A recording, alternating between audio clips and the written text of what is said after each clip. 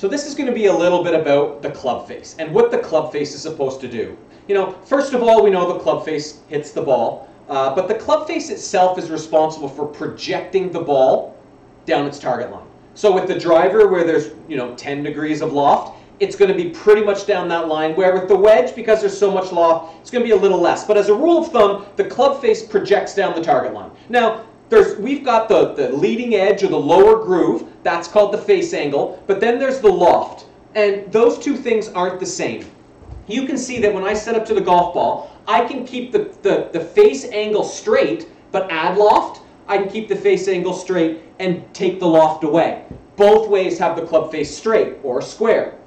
Well, when I strike a golf ball, I have the shaft leaning forward a little bit. I've kind of turned into my position here. But if I just took that look of the golf club and pointed it straight up at you, you can see the club face is turned down a little bit. And that's an important thing. There's a lot of good players right now, and there's a lot of great instruction on the internet that talks about doing things like flexing the lead wrist. That's like bowing it down this way. Well, that's going to make the club face turn over. Guys at the top of their swing, John Ram and Dustin Johnson, have that really, really well, and there's some advantages to that.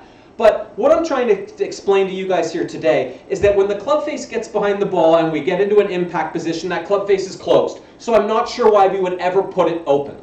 There's lots of instruction out there. Back in the day when I grew up, we used to hear about taking the club back, even with the ground with the toe pointed straight up in the sky.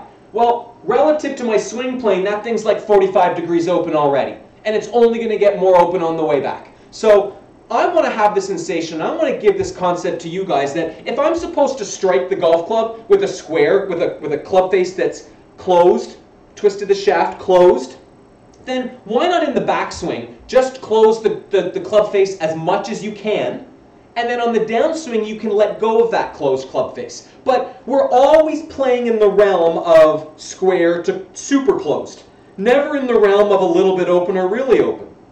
The idea in the full swing that the club face goes from here to there, it's not going to work. It's not going to work. Imagine driving down the highway going like this with your steering wheel. It's not going to work. So we want to try and get the sensation that this club face twists closed and stays closed to the top of a backswing.